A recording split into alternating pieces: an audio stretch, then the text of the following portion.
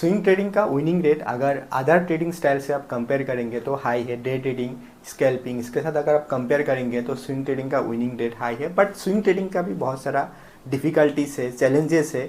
But वो challenges अगर आप कंट्रोल कर पाएंगे ना तो आप इजीली स्विंग ट्रेडिंग में प्रॉफिटेबल हो सकते हैं। डिफ़िकल्टी लेवल थोड़ा कम है अगर आप डे ट्रेडिंग के साथ कंपेयर करेंगे। तो क्या क्या डिफ़िकल्टीज है, चैलेंजेस है, वो डिस्कशन करेंगे एंड कैसे उससे ओवरकम कर पाएंगे वो भी हम डिस्कशन करेंगे। स्विंग ट्रेडिंग मतलब देखिए, हम एक शॉर्ट टर्म के लिए ट्रेड लेते हैं एंड कुछ मोमेंटम हम कैप्चर करते हैं। स्टॉप लॉस लेके हम कुछ मोमेंटम कैप्चर करते हैं एंड प्रॉफिट लेके फिर हम दूसरा ट्रेड लेते हैं। ऐसा करके हम एक प्रॉफिट जनरेट करने का ट्राई करते हैं। बट स्विंग ट्रेडिंग के लिए भी देखिए, फर्स्ट चैलेंजेस क्या रहता है, डायरेक्शन प्रेडिक्ट करना बहुत ही इंपॉर्टेंट रहता है। बट मार्केट का डायरेक्शन प्रेडिक्ट करना किसी के लिए भी पॉसिबल नहीं है। मतलब 100% एक्यूरेटली प्रेडिक्ट करना किसी के लिए भी मतलब पॉसिबल नहीं है एंड इतना इजी भी नहीं है। बट वो एक्सपीरियंस के साथ होता है। बट अगर आप डायरेक्शन 70% भी अगर आप एक्यूरेटली प्रेडिक्ट कर पाते ना तो आपका जो विनिंग रेट है, सक्सेस रेट है, वो ऑटोमेटिकली इंक्रीज हो जाएगा। क्योंकि देखिए, अगर आप कैश मार्केट में, इक्विटी में अगर आप स्विंग ट्रेडिंग करते हैं तो आप एक ही डायरेक्शन में ट्रेड कर सकते हैं, that is long side. Market जब ऊपर जाता है वो टाइम पे आप स्विंग ट्रेडिंग करके प्रॉफिट जनरेट कर सकते हैं। बट मार्केट जब डाउन ट्रेंड में आता है, नेगेटिव साइड में रहता है, तो वो टाइम पे आप शॉर्ट साइड का ट्रेड कैरी नहीं कर सकते कैश सेगमेंट में। तो वो टाइम पे आपका लॉसेस होता है। एंड साइडवेज मार्केट में भी क्या होता है, आपका लॉसेस होता है। वो टाइम पे भी विनिंग रेट कम हो जाता है। तो अगर आप साइडवेज मार्केट में पोजीशन साइज कम करते हैं एंड डाउन ट्रेंड मार्केट अगर आप कंप्लीट अवॉइड कर पाते ना तो आपका जो विनिंग रेट है, सक्सेस रेट है, ऑटोमेटिकली इंक्रीज हो जाता है। तो उसके लिए आप कैसे प्रेडिक्ट कर पाएंगे, तो उसके लिए देखिए एक्सपीरियंस भी चाहिए। समय के साथ वो एक प्रेडिक्शन रहता है। बट आप उसके लिए क्या कर सकते हैं, मेरा सजेशन रहेगा कि आप अगर आप प्राइस एक्शन फॉलो करते हैं तो प्राइस एक्शन के साथ आप कोई एक इंडिकेटर यूज़ कर सकते हैं। जैसे moving average, 20-50 day moving average आप यूज़ कर सकते हैं। मूविंग एवरेज के ऊपर है तो आप ऐसा प्रेडिक्ट कर सकते हैं कि मार्केट के ऊपर है। एंड उसके साथ आपको इकोनॉमिक कंडीशन भी देखना है, ओवरऑल इकोनॉमिक सिनेरियो क्या है एंड ग्लोबली कुछ इवेंट है क्या, इंडियन मार्केट में कुछ इवेंट है क्या, वो सब मिक्स करके आपको एक प्रेडिक्शन करना है, एक डायरेक्शन प्रेडिक्ट करना है कि अगले 1-2 महीने के लिए मार्केट का डायरेक्शन क्या हो सकता है। वो हिसाब से आपको व्यू बनाना है। तो आप उसके साथ एक इंडिकेटर प्राइस एक्शन यूज़ कर सकते हैं एंड आरएसआई भी यूज़ कर सकते हैं। अगर आरएसआई बहुत हाई है तो वो टाइम पे आप प्रेडिक्ट कर सकते हैं कि मार्केट अभी ओवरबॉट जोन में है, तो यहाँ से प्रॉफिट बुकिंग आ सकता है। तो वहाँ से आप पोजीशन थोड़ा रिड्यूस कर सकते हैं। एंड जैसे मार्केट ओवरसोल्ड हो जाता है तो वो टाइम पे आप प्रेडिक्ट कर सकते हैं कि मार्केट में यहाँ पे एक रिवर्सल आ सकता है। तो वो टाइम पे आपको रिवर्सल सेटअप देखना है। कोई भी स्टॉक पे अगर आप रिवर्स सेटअप दिख रहा है एंड आपका जो स्ट्रेटेजी है, सेटअप है, उसके साथ अगर मैच कर रहे हैं तो वहाँ पे आप रिवर्सल देख सकते हैं। तो ऐसा करके भी आप मतलब मार्केट का जो ओवरऑल मार्केट का जो सीनियर हो वो प्रेडिक्ट कर सकते हैं। 70% भी अगर आप एक्यूरेटली प्रेडिक्ट कर पाएंगे ना तो भी आपके लिए बहुत है। तो आपका क्या होगा, साइडवेज मार्केट में आपको पोजीशन साइज कम हो जाएगा ऑटोमेटिकली एंड नेगेटिव का जो ट्रेंड है वो आपका टोटली अवॉइड हो जाएगा। क्योंकि मैक्सिमम लॉस तो नेगेटिव ट्रेंड में होता है ना, स्विंग ट्रेडिंग का जो कैश मार्केट में हम ट्रेड करते हैं। तो जैसे वो कम्प्लीटली अवॉइड हो जाएगा तो आपका प्रॉफिटेबल तो इजीली आ ही जाएगा ना, क्योंकि अपसाइड में तो आपका प्रॉफिट होता है ना स्विंग ट्रेडिंग का। तो ये पॉइंट आपको ध्यान में रखना है, क्योंकि मार्केट का ओवरऑल सिनेरियो क्या है वो हिसाब से आपका आगे का प्लान करना है। एंड देखिए, सेकंड जो चैलेंजेस है वो इमोशनल कंट्रोल, क्योंकि हम ह्यूमन बीइंग है, इसका एक अलग अलग इमोशन रहता है। तो वो ट्रेडिंग में भी रिफ्लेक्ट होता है।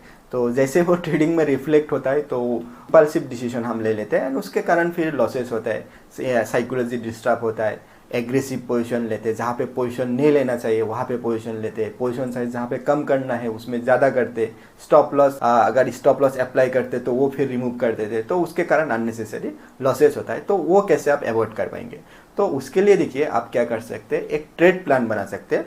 मतलब आपका ट्रेडिंग का एक रोड मैप बना सकते हैं। जब भी आप ट्रेड लेने जाएंगे उसके पहले आपको वो चेक लिस्ट आपको चेक करना है। जैसे आपका वो फुलफिल होता है तभी आपको ट्रेड में जाना है। तो उसके लिए देखिए आपको एक रोड मैप बनाना है, ट्रेड प्लान करना है एंड उसमें आपका सेटअप से लेके, स्ट्रेटेजी से लेके, entry, stop loss, trailing stop loss, target, सब उसमें इंक्लूड रहना चाहिए। तो जैसे ही आप ट्रेड प्लान फॉलो करेंगे तो आपका जो इम्पल्सिव डिसीजन है वो ऑटोमेटिकली अवॉइड हो जाएगा। आप फोकस रहेंगे, आप डिस्टर्ब नहीं होंगे इतना। तो ये आपका मतलब धीरे धीरे फिर आपका जो वो ट्रेडिंग में जो इमोशन आता है वो ऑटोमेटिकली धीरे धीरे कम हो जाएगा एंड आपका जो इम्पल्सिव डिसीजन है वो भी कम हो जाएगा, एंड धीरे धीरे आपका जो प्रॉफिटेबिलिटी है, जो विनिंग रेट है, ऑटोमेटिकली हाई हो जाएगा, अननेसेसरी आपका लॉसेस नहीं होगा। मंथली पीएनएल के ऊपर हमने एक सीरीज स्टार्ट किया था, एंड वहाँ पे देखिए हमने लास्ट 2 साल से मंथली पीएनएल वीडियो अपलोड किया था। तो रिसेंटली देखिए वो अपडेट नहीं कर रहे, उसके कारण क्योंकि देखिए सेबी से कुछ गाइडलाइन आए हैं, तो वो हिसाब से हम अभी मंथली पीएनएल वीडियो शो नहीं कर रहे। कुछ मतलब इशू है, तो जैसे उसको वहाँ पे कुछ क्लियरिटी आएगा तो फिर हम फिर से स्टार्ट करेंगे, या कुछ हमको कुछ कंटेंट अगर रिलेटेड कंटेंट एग्जांपल पर्पस अगर कुछ दिखाना है तो वो टाइम पे भी हम दिखा सकते हैं। तो अगर आप मेरे चैनल में नए हैं तो चैनल को सब्सक्राइब कीजिएगा। एंड देखिए थर्ड है रिस्क मैनेजमेंट, क्योंकि देखिए रिस्क मैनेजमेंट बहुत ही इंपॉर्टेंट है, क्योंकि अगर आप रिस्क मैनेजमेंट नहीं करेंगे ना तो आपका मतलब कोई ठीक है आप प्रॉफिट करेंगे, बट एक ट्रेड में आपका बहुत बड़ा लॉस होगा। क्योंकि देखिए छोटा लॉस होता है तो वो इजीली रिकवर हो जाता है, आप बाउंस बैक कर सकते हैं, बट जैसे एक ट्रेड में बड़ा लॉस होता है ना तो वहाँ से बाउंस बैक करना थोड़ा डिफिकल्ट हो जाता है। बाउंस बैक करना डिफिकल्ट हो जाता है, आपका साइकोलॉजी टोटली डिस्टर्ब हो जाता है, तो वहाँ से फिर रिकवर करना थोड़ा डिफिकल्ट हो जाता है। तो उसके लिए देखिए आपको रिस्क मैनेजमेंट प्रॉपरली करना है, पोजीशन साइजिंग प्रॉपरली करना है, एंड रिस्क मैनेजमेंट के लिए रिस्क टू रिवार्ड आपको फॉलो करना है।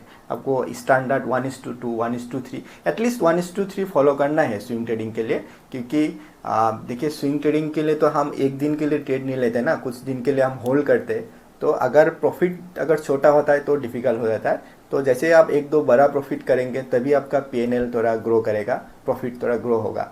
तो वो हिसाब से आपको देखना है, एटलीस्ट 1:3 कुछ स्टैंडर्ड आपके रिस्क के अकॉर्डिंग आपको एक मतलब मेंटेन करना है। तो वो हिसाब से फिर आपको स्टॉप लॉस भी लेना है, टारगेट भी लेना है, तो फिर आपका जो पीएनएल है वो बैलेंस होते जाएगा। एंड पोजीशन साइजिंग के लिए भी देखिए जैसे मार्केट अप ट्रेंड में है तो वो टाइम पे आपका सक्सेस रेट भी हाई होगा, तो वो टाइम पे आप पोजीशन साइजिंग ज़्यादा कर सकते हैं, आप थोड़ा एग्रेसिवली ट्रेड कर सकते हैं। बट जैसे साइडवेज में आएगा तो ऑटोमेटिकली आपका पोजीशन साइजिंग कम कर देना है, या आपका जो ट्रेड नंबर है वो भी कम कर देना है, ट्रेडिंग का जो फ्रीक्वेंट है वो भी कम कर देना है।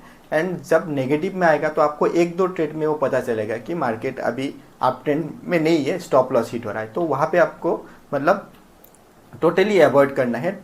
1-2 स्टॉप लॉस देके फिर आपको स्टॉप करना है, फिर आपको रिवर्सल का वेट करना है।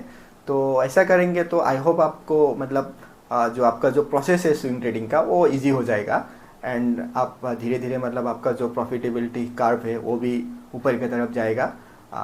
एंड आई होप आपका मतलब प्रॉफिटेबल का जो कर्व है वो भी ऊपर की तरफ, एंड ये 1-2 पॉइंट अगर आप ध्यान में रखेंगे तो आई एम श्योर कि डेफिनेटली आपका जो प्रॉफिटेबिलिटी का कर्व है वो ऊपर की तरफ जाएगा।